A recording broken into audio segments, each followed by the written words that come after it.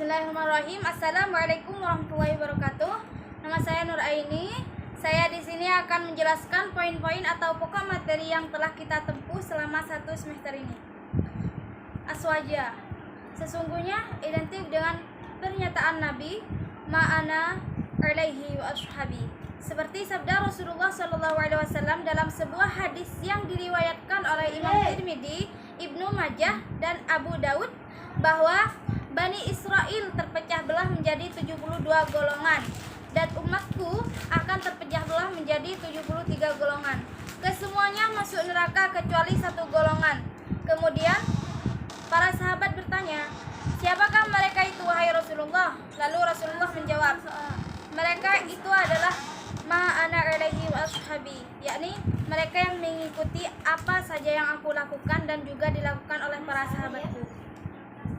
Dari pengertian di atas, maka Ahlussunnah wal Jamaah sesungguhnya sudah ada pada sejak zaman Rasulullah.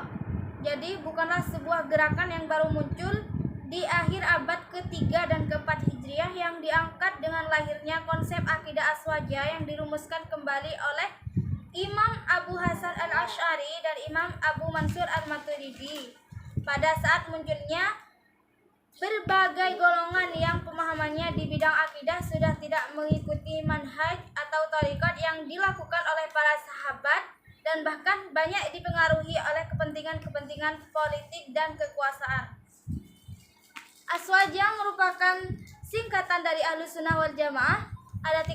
Ada tiga kata yang membentuk istilah tersebut, yaitu ahlu yang berarti golongan atau pengikut, as-sunnah berarti jalan, jamaah ialah sekumpulan orang yang memiliki tujuan.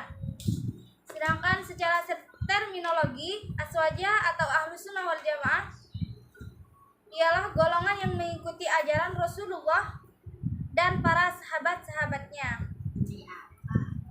Munculnya aliran Ahlussunnah wal Jamaah dikarenakan munculnya aliran Mu'tazilah yang lebih mengedepankan akal daripada hukum nakli, yang menganggap wajib untuk membenarkan itikad yang salah, yang merupakan pokok keyakinan agama, seperti menganggap Al-Quran itu hadis dan makhluk.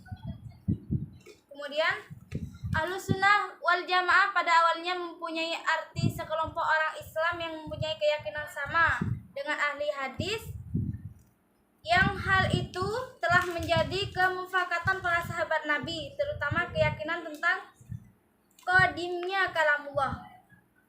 Pengkodifikasian aliran ini yaitu setelah munculnya aliran Asy'ariyah dan Al-Maturidiyah, dua aliran yang menentang ajaran Mu'tazilah.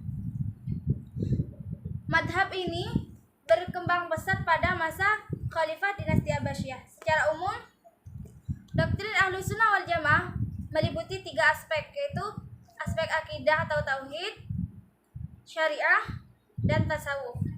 Pemahaman Ahlussunnah wal Jamaah menempatkan nas Al-Quran dan sunnah Nabi sebagai otoritas utama. Pola pemahaman dengan metode, prosedur, dan produk ijtihad diikuti oleh umat Islam yang tidak mampu melakukan ijtihad sendiri karena keterbatasan ilmu dan syarat-syaratnya. Dengan cara bermadhab inilah ajaran Islam dapat berkembang dan diamalkan dengan mudah oleh semua lapisan masyarakat. Melalui sistem inilah pewarisan dan pengamalan ajaran Islam terpelihara secara lurus serta terjamin kemurnian ajaran Al-Quran dan Al-Hadis. Revolusi paradigma keislaman NU meliputi 1. Revolusi pemahaman terhadap aswaja yang tidak sekedar dipahami sebagai dogma, tapi sebagai manhaj al-fiqh. Yang kedua, perluasan cara istinbat hukum fikih NU dan qauli ke manhaji.